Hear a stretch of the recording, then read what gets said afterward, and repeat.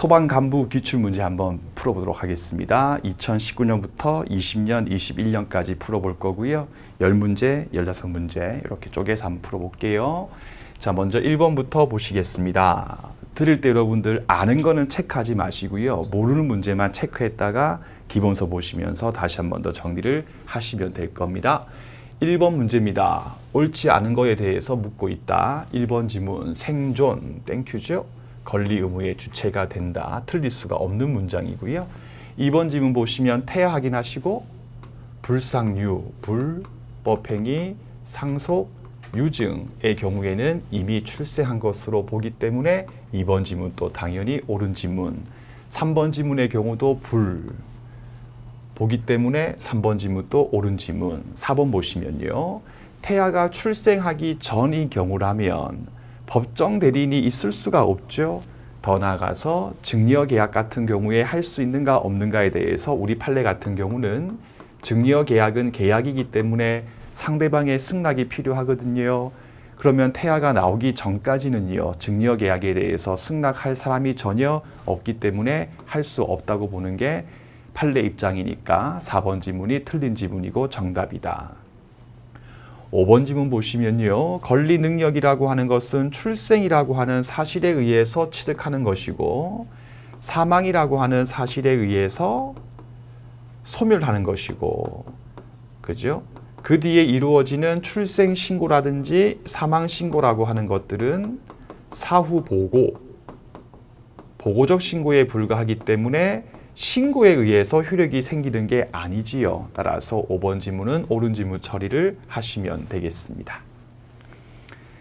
2번 문제입니다. 다음 권리 중에 형성권 다 골라봐라 라고 했을 때에 사실 니은번 빼고는 뭐 어려운 거 하나도 없죠. 여러분들 추인권 나왔을 때 일단 배움으로 한번 짜 맞춰보세요. 무권 대리 떠올려 보시고 무권 대리에서 A 본인이 있고 무권 대리인 B가 있고 상대방 C가 있었을 때 A 같은 경우가 무권 대리 행위에 대해서 추인을 하게 되면 상대방 C의 승낙과 관계없이 승낙 유무와 무관하게 추인에 의해서 무권 대리 행위의 효력이 유효하게 발생이 되죠. 그럼 상대방의 C 승낙 필요 없으니까 형성권에 해당하니까 기읍번은 형성권 맞다. 니은번 상계권을 이제 민법 총칙에서 공부할 때 필요한 건 딱 두 가지지요. 첫 번째, 퉁치자, 일방적 의사표시에 의해서 퉁칠 수가 있는 것이기 때문에 형성권에 해당하고요. 두 번째는 여러분들 상계의 경우는요. 소급표가 있기 때문에 조건과 기한에서 기한을 붙일 수가 없겠고요. 세 번째, 신의칙 파트에서 권리 남용에서 상계권 남용 사건의 경우는요. 따로 주관적 요건을 요구하지 아니한 바 있다까지 정리를 하시면 되겠네요. 그 형성권이니까 니은번 또 해당하겠고요. 디귿번 다 아시는 거 해제권 형성권 맞고요. 리을번 취소권 나오면 다 형성권이니까 리을번 또 형성권이다. 정답은 5번 체크를 해주시면 되겠습니다.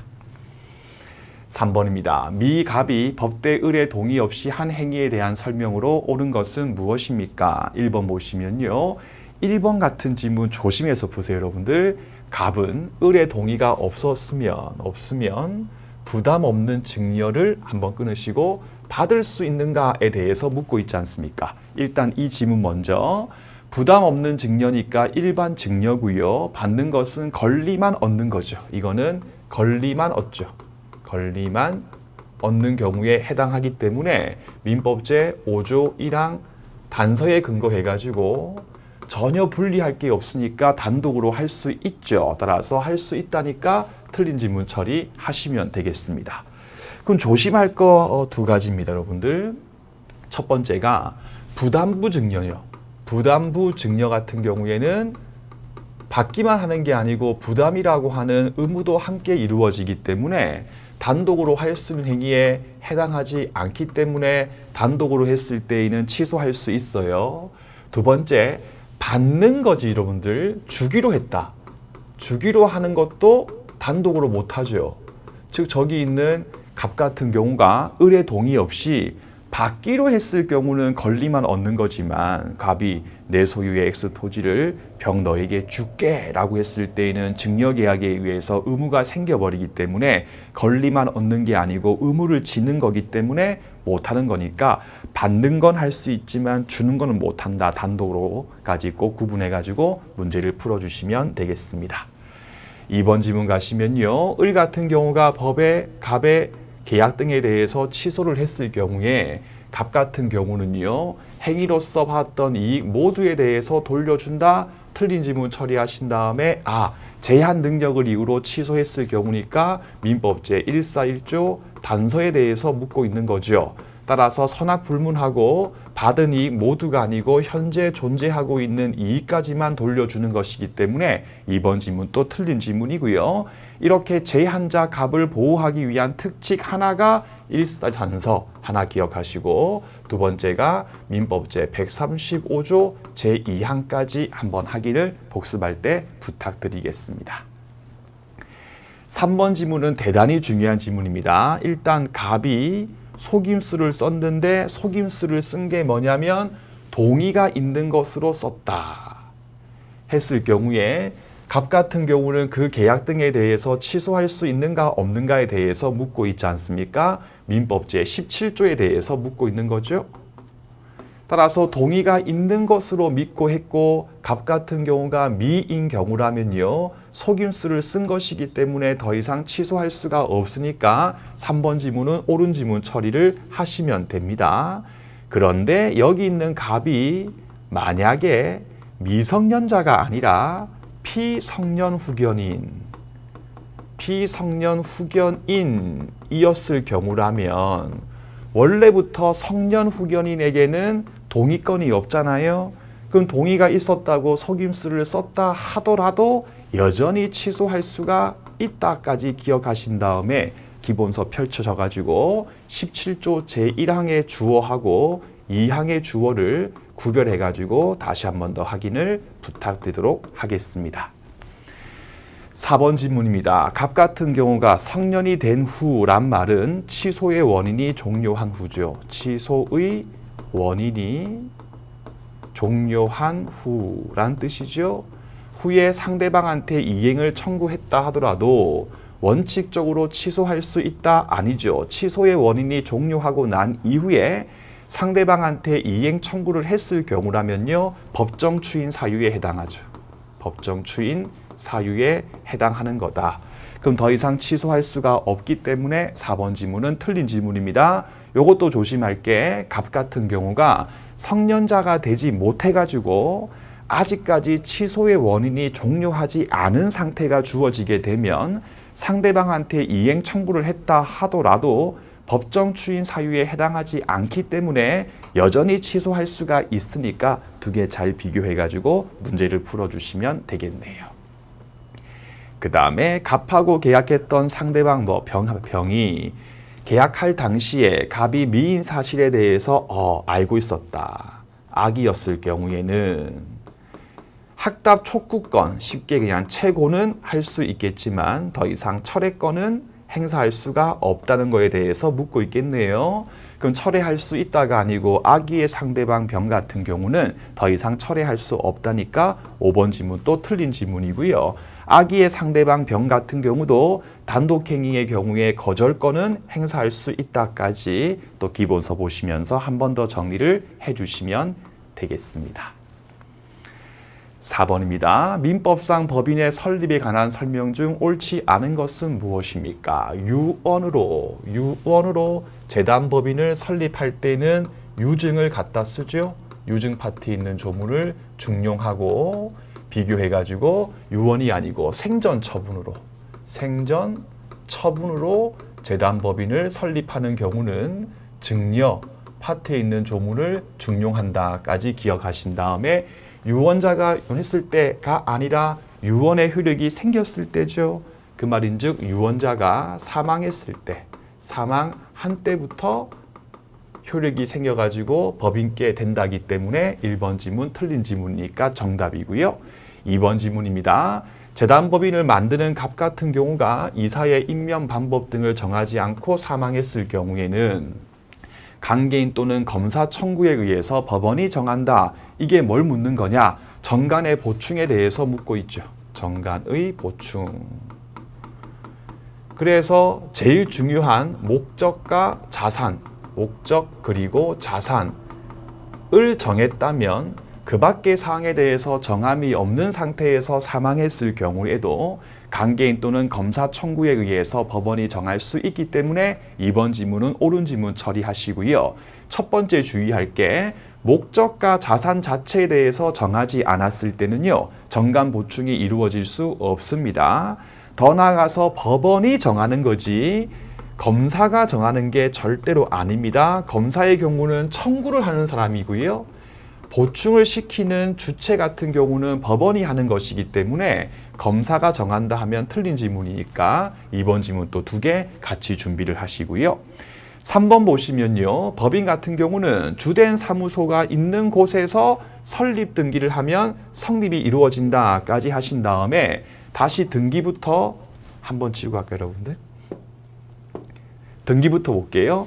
등기, 법인 파트에 있는 등기 중에 설립 등기의 경우는 성립 요건에 해당하죠.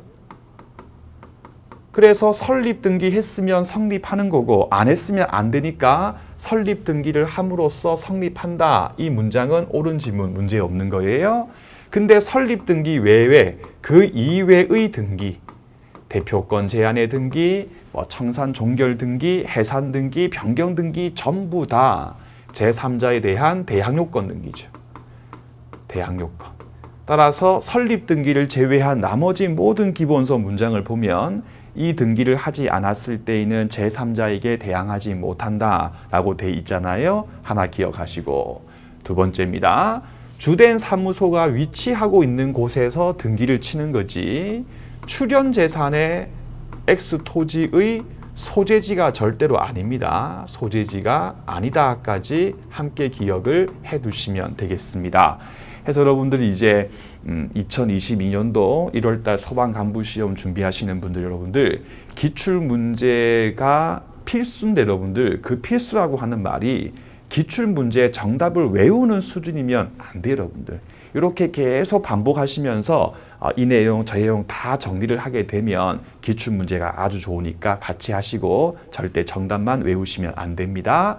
4번 볼게요 여러분들. 출연한 X 토지가 재단법인의 기본 재산 즉 정간에 포함되어 있는 재산이었을 경우에도 이미 이행됐을 때도 출연자 값 같은 경우는 착오에 근거해가지고 취소할 수 있다. 다시 여러분들 착오에 근거해가지고 취소를 할 수 있는 것은 법률행위죠.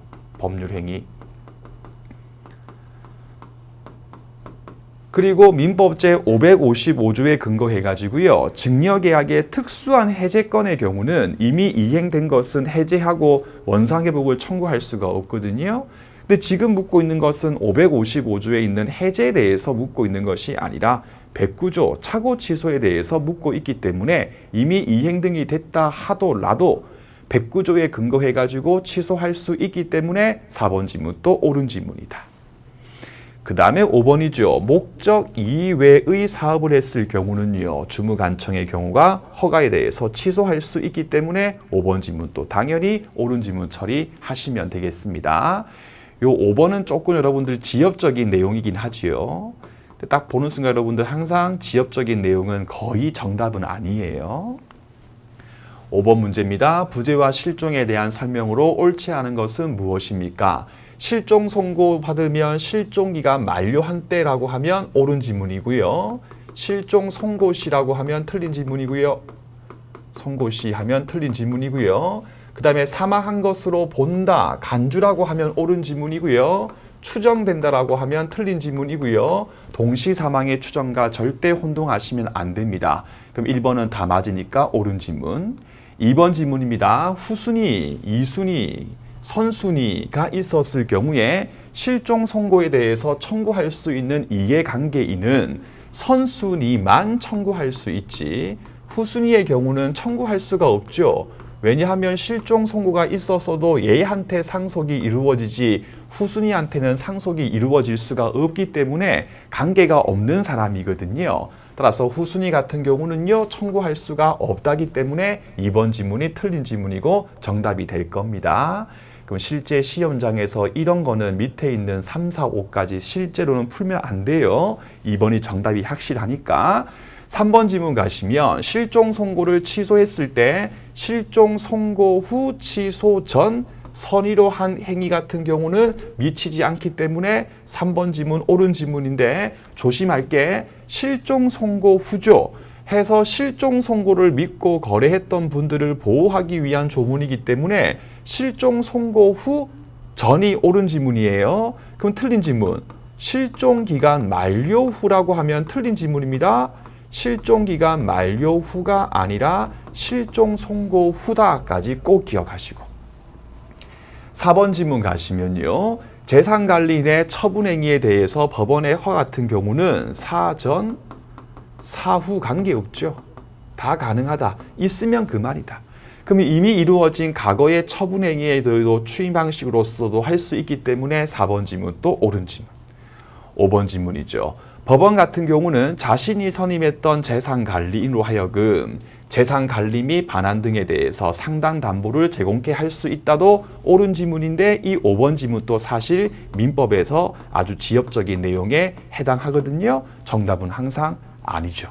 2번만 알면 3, 4, 5 몰라도 관계없으니까. 그래서 항상 중요한 것들을 정확하게 하는 게 제일 중요하다. 6번 문제입니다. 민법상 법인의 기관이다. 옳지 않은 것은 무엇입니까? 첫 번째, 법인 돼 있고요. 이사 돼 있고요. 두어야 해서 이사의 경우에는 필수 기간. 따라서 시험 문제에서 이사를 둘 수 있다라고 하면 틀린 지문입니다.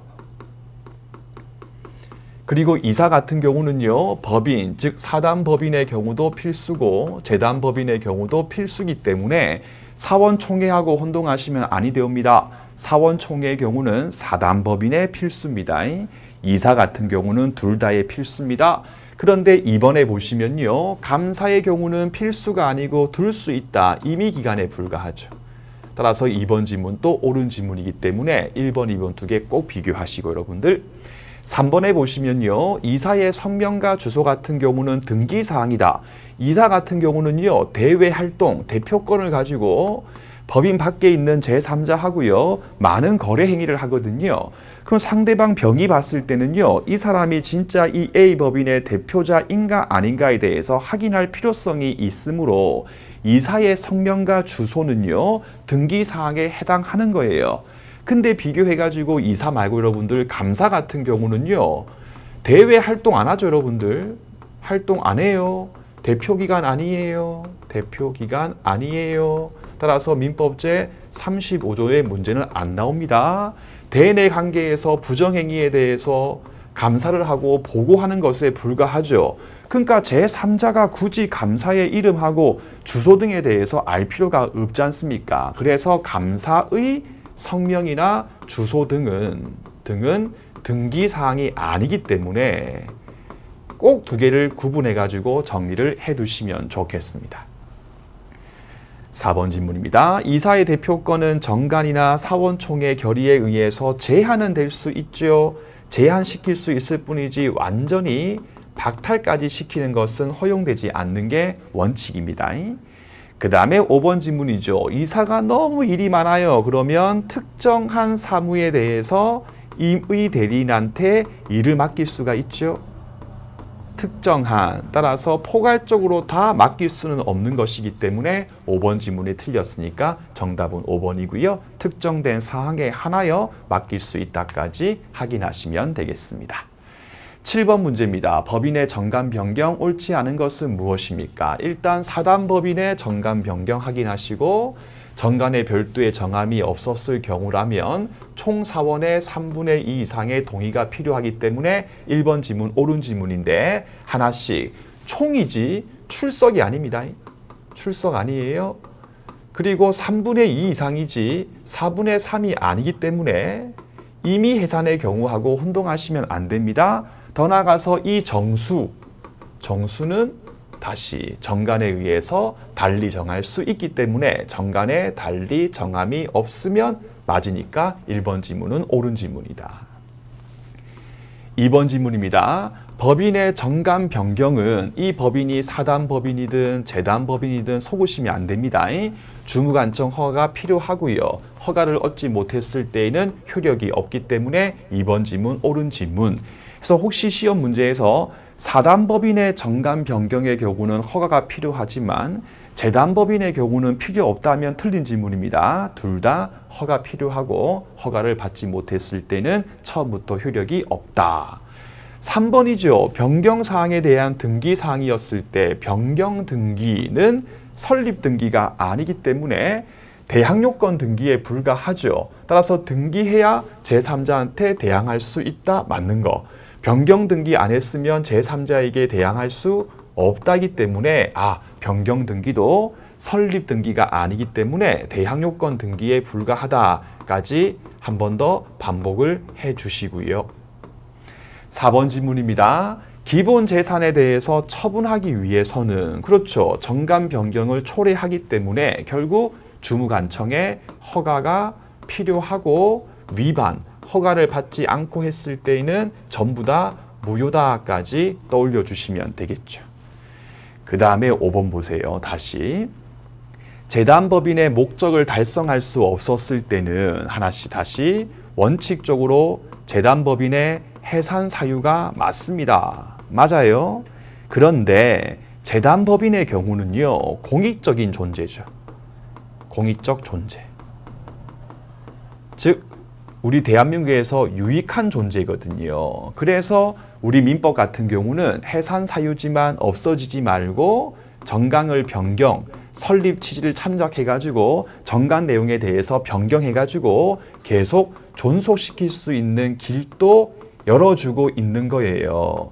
따라서 정관 변경하는 것도 인정되기 때문에 5번 지문이 틀린 지문이고 5번은 아주 좋은 지문이니까 반복해서 익혀주시면 되겠습니다. 8번 문제 봅시다. 미 행위 능력 옳지 않은 것은 무엇이냐? 1번 지문 가시면 미가 법대의 동의가 필요한 행위를 동의 없이 했을 경우에는 미뿐만 아니라 법정 대리인도 취소할 수 있다. 자, 취소에 박스 치고 취소를 물었을 때는요. 둘 다 할 수 있으니까 1번 지문 옳은 지문이에요. 그런데 중요한 게 추인할 수 있냐? 라고 묻는 경우하고 취소할 수 있냐 묻는 경우를 절대 혼동하시면 안 됩니다. 추인할 수 있는가에 대해서 물었을 때는 여러분들 추인은 취소의 원인이 종료한 뒤에 할 수 있는 게 원칙이기 때문에 미성년자에 불과한 자는 추인 아직 못하고요.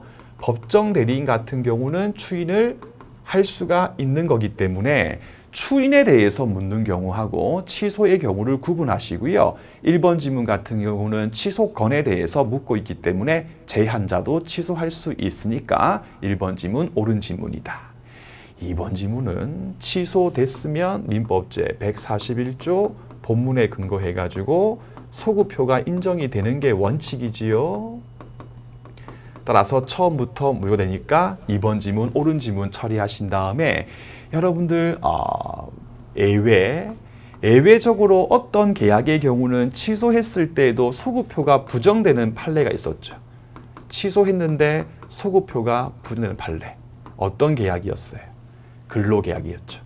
근로계약을 사기 등을 이유로서 취소했을 경우에는 취소했을 때부터 효력이 없어지는 것이기 때문에 그 이전 기간 동안 근무했던 월급은 지급하라까지 무효 취소 파트에 있으니까 한 번 더 기본서 펼쳐서 확인 부탁드리고 이러한 특수한 경우가 아닌 이상은 소급표가 인정되기 때문에 2번 지문 또 옳은 지문 처리하시면 됩니다. 3번 지문입니다. 법대의 동의가 있는가 없는가는 재항변 사유의 문제였죠. 그래서 상대방 을이 미갑측을 상대해가지고 계약상 청구를 하니까 갑측이 민법 제5조에 근거해가지고 취소의 항변을 하면 재항변 단계에서 법대가 동의 안 했냐라고 하는 것이기 때문에 미성년자에게 있는 것이 아니고 그와 거래했던 상대방에게 주장 증명 책임이 있기 때문에 3번 지문은 틀린 지문 처리하시고요. 역시 정답은 강의할 때 엄청나게 강조를 많이 했던 내용이죠.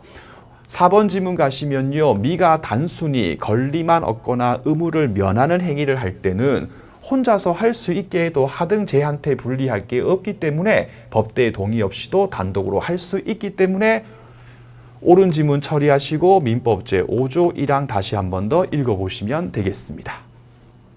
5번 질문입니다. 법대가 범위를 정해야 되죠. 정해서 용돈 주면서 처분에 대해서 허락했을 때는 이미 써라 했으니까 임의로 더 이상 추가적인 새로운 동의 없이도 더 이상 별도의 동의를 받지 않아도 처분할 수 있기 때문에 5번 지문, 옳은 지문 처리하시고요. 여기 있는 허락은 명시적 허락, 명시, 묵시 다 가능하다까지 기억하시면 되겠습니다.